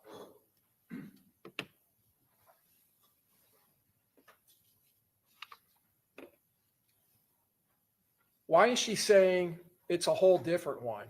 She's saying that because 2.5 days, Overruled. Go ahead. 2.5 days after this murder, after getting back to Jacksonville, you're going to find from the evidence that this defendant goes and gets a whole new phone. And she gets rid of the phone that she's had for years. Your Honor, sidebar, please.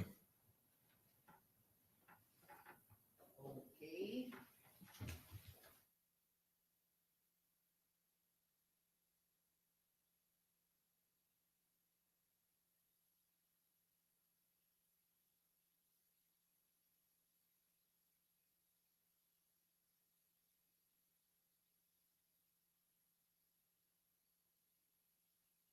He said sidebar. He's like, no, you are not getting this off in here. No, judge, we need to approach. Like, I'm objecting.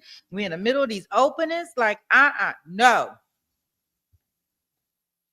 Sidebar. I don't know, guys. I didn't know all of this evidence was here. Oh boy, they got an uphill battle. Yeah, it sounds like the judge is going to be upset. Oh, shout out to Film. Thank you so much. I got your Cash App. Thank you. I got to update the banner. I was waiting for a good time to kind of stop. Okay. All right, let's take a 5-minute recess. Okay, here we go, guys. All right. Okay.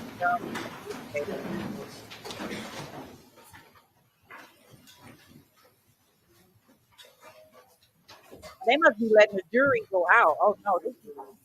They sending the jury out. Mistrial. That's what they're going to be asking for next. Let me check on y'all bingo cards.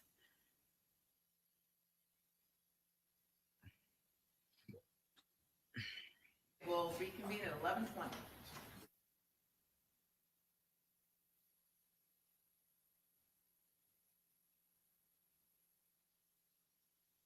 Okay. It looked like they taking like a break. Y'all know we got TiVo time, so I'll take us past this time. I can't believe they taking a break in the middle of his opening. Like, what is going on?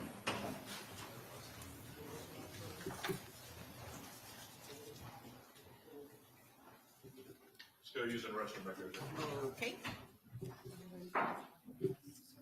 Judge, just for scheduling purposes, I have a witness out there. Do you think we would break before testimony would start, or do you want me to let her? Yeah, no, we'll take a lunch break. Okay, I'm gonna let her go Yeah, to lunch. that's fine. So defense will do their opening, and then we'll take our lunch recess.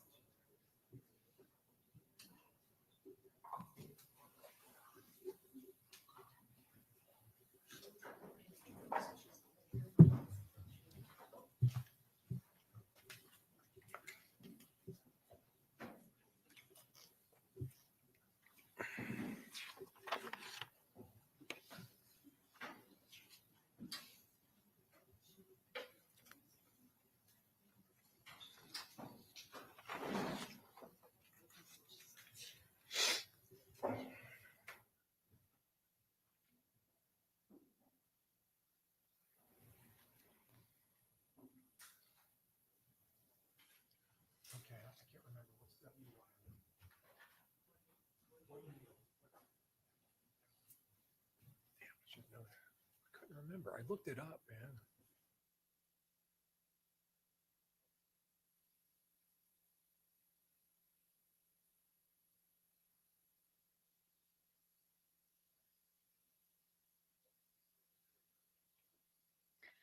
You know, guys, if she did this, then I mean, like, of course she needs to go down for this, right? But oh my, throw your life away.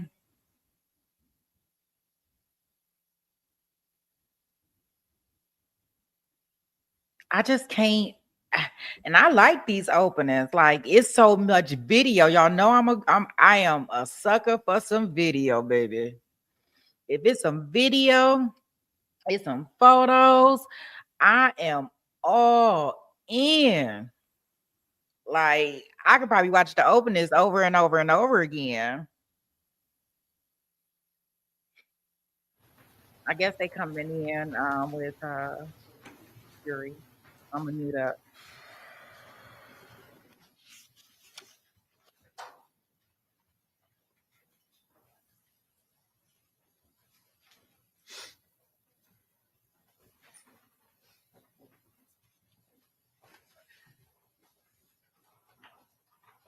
All Jews are good. Okay, thank you. Everyone have a seat. And Mr. Harmon, you may continue. Please support.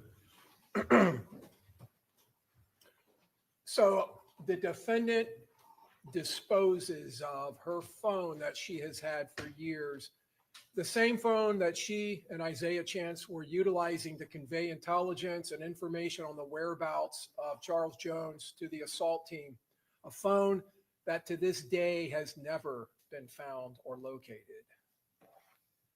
You will hear in this evidence that this defendant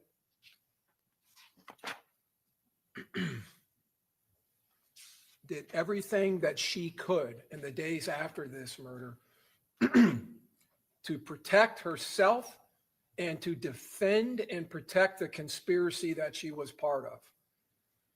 On July 9th of 24, two detectives, homicide detectives, Aaron Campbell and Juan Ramos, the lead detective in this case from the Tampa Police Department's homicide unit, travel to Jacksonville and they meet with this defendant at the Jacksonville Sheriff's Office. You'll see a video recording of their interview of her. The first thing they do is read her rights and they ensure that she understands her rights, and she says she does. And then they start interviewing her and she immediately starts lying to the police. Lying to them. Argument, Your Honor. Again, Mr. Harmon, just, you need to phrase it that you believe the evidence will show. Okay. Okay, overruled. And the facts in this case and the evidence, that video will demonstrate to you. Sure, we'll move, strike the word lying. Okay. Rephrase, Mr. Harmon. Yes, Your Honor. The evidence will show that she makes statements to the police that are false, multiple statements. The evidence will show she lies to them over and over and over in this interview. She lies about her knowledge of these gangs. She lies about her knowledge of who Julio Foolio is. And you're going to see in the evidence that not only does she know who he is, she's known who he is for years. She has animosity towards him. You'll see that in the evidence. But she lies about simple facts that are easily rebutted. Namely, she lies about knowing this guy, Sean Gathright, the individual whose house she left from to come to Tampa, the individual who was driving the Chevy Impala that she was sitting in for almost 3.5 hours driving to Tampa on the 22nd, the individual who was best friends with her boyfriend, Isaiah Chance. She's shown that photograph. I don't know who that is. I don't know. I don't know who that is.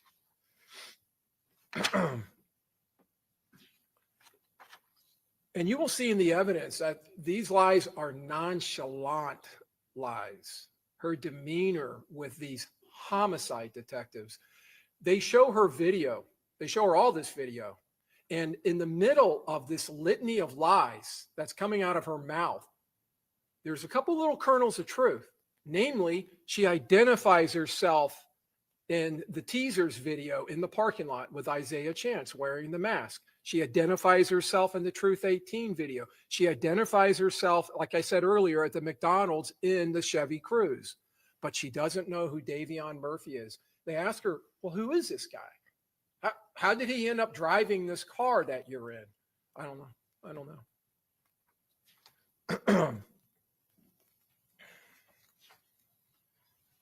Now, on the 26th of June, this is in Jacksonville. This is Jacksonville Sheriff's Office. They pull that 4Runner over, Sean Gathright driving, and they pull him over for a traffic infraction.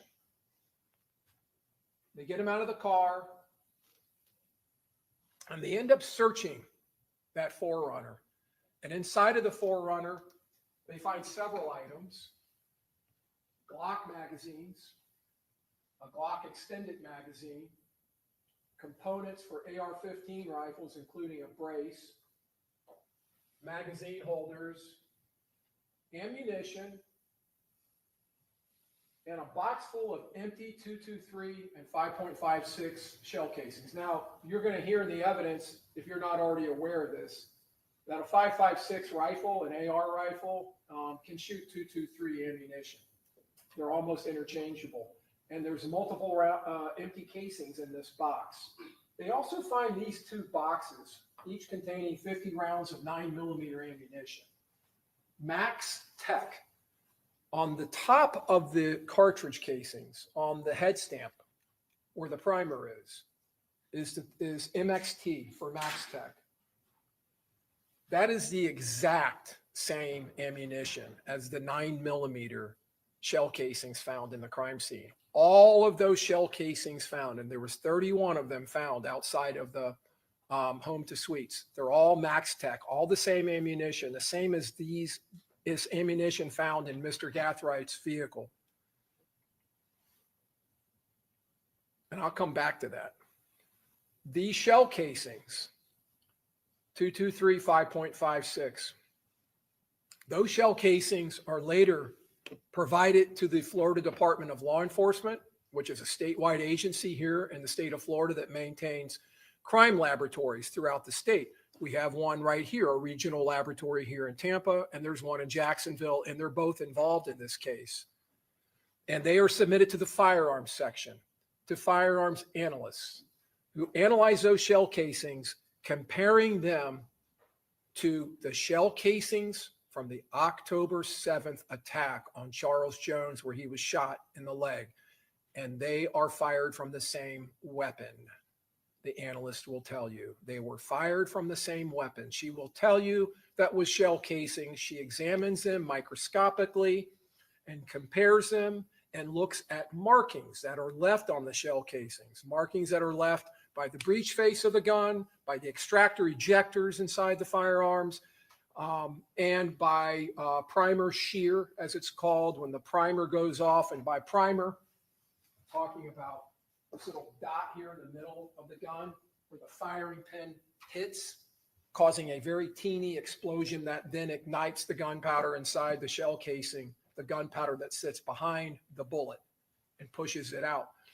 She examines all of those areas, and she came to the conclusion those were fired from the same gun that was used to attack Charles Jones on October 7th in Jacksonville.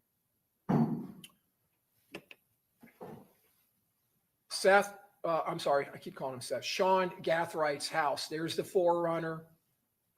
A search warrant is executed on that house in the days after this murder. And one of the things they find in the sink and water is all this torn up packaging.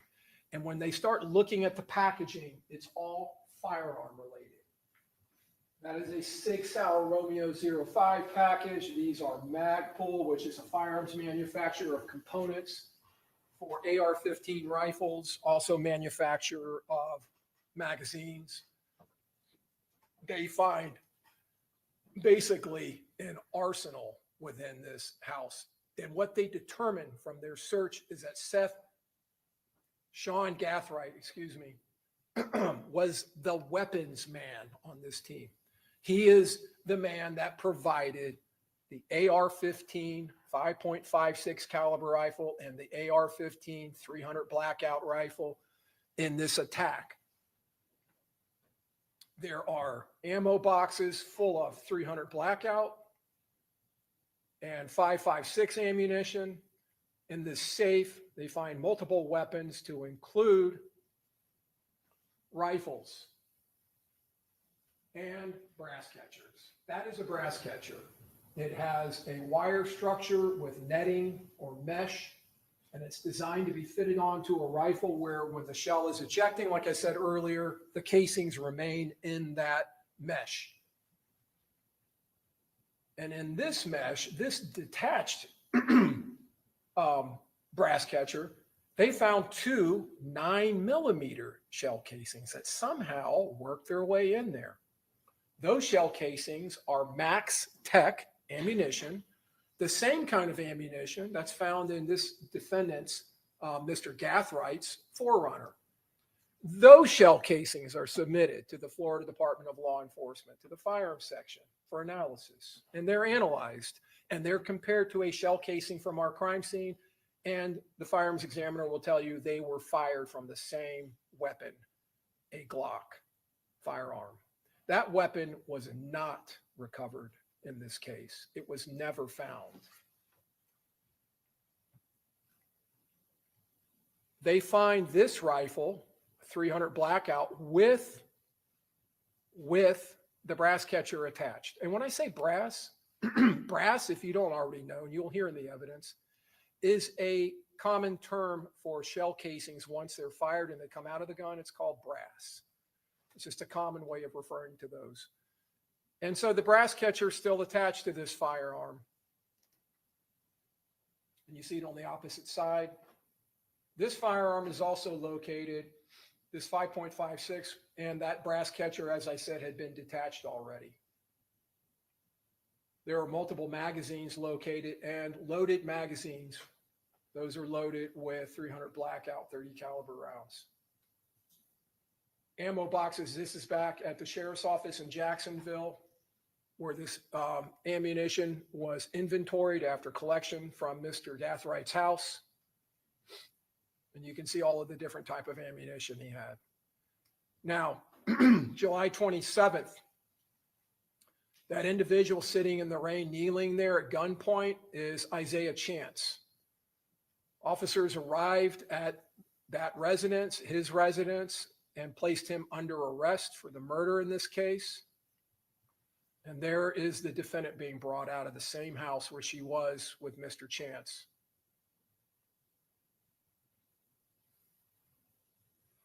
Davion Murphy. This is after his arrest months later, after being dragged out of an apartment in Jacksonville, Florida.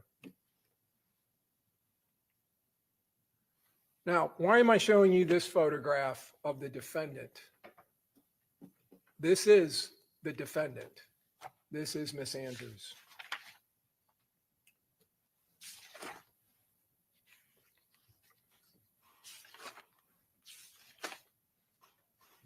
In the interview with the officers, in the very beginning of the interview, the officers are asking her about Isaiah Chance, her boyfriend. Isaiah Chance's street name, gang name, and social media name is Gudda, or Gudda Man, Gudda. And they're calling him Gudda. And this is the defendant's response in the interview. Why are you calling him that? Why are you calling him Gudda? Like, you're idiots. Why are you calling him Gudda? Saying those words. Okay, again, Mr. Harmon, just keep your statements That's as a far as. misstatement of the evidence, Your Honor. Pardon me? That's a misstatement of the evidence. Okay, well, when the jury, again, ladies and gentlemen of the jury, as I told you, what the attorneys say in the opening statement is not the evidence, and you're not to consider it as such. They're just telling you what they believe the evidence will be. You will be the ultimate decision makers regarding the evidence and any weight that it carries, okay? All right, go ahead. The evidence will show that as those words are leaving her lips, tattooed on her body underneath her clothes is the name Gudda. not only on her chest, but on her neck. Over the next week, the state of Florida, through the evidence that we will present to you, we will drag this conspiracy out of the darkness of the early morning hours. We will drag it into this courtroom for everyone to see, for everyone to know its evil and sinister and murderous nature. It will be exposed, and there will be no masks for this defendant to wear to hide from the state's evidence. The truth in this case, the truth will be clear, crystal clear at the end of the state's case. There will be no Uber drivers waiting to whisk Miss Andrews away to avoid your verdict when you find her guilty of conspiring with these 4 men, and guilty as a principal to first-degree murder. And folks, the state's evidence will let every single one of you know deep in your hearts that that is the truth, that she conspired in this wicked and despicably evil, cold-blooded murder, that she followed this man, watched him, encouraged her co-defendants by her actions and words, tried to find lodging, that she assisted in every way, and then after the fact did everything she could to defend this conspiracy. At the end of this case, there will be no doubts in your minds. There were discussions in the last couple of days about proof beyond a reasonable doubt. The state's case will prove to you clearly, beyond any doubt, that this defendant, Alicia Andrews, as she sits over here in this courtroom right now, is guilty of conspiring and committing first-degree murder. All right, defense, do you wish to make an opening statement at this time? Pardon me? Okay.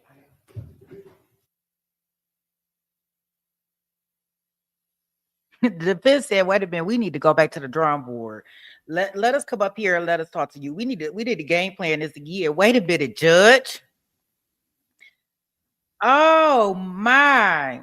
I wasn't thinking that they had all of this evidence against her or with her being involved. Oh, I don't know. I want them to zoom in a little bit more on all these videos. I want to see more of her. I gotta see more because I still think there's a way that she didn't know. But Okay, ladies and gentlemen of the jury, it's 11.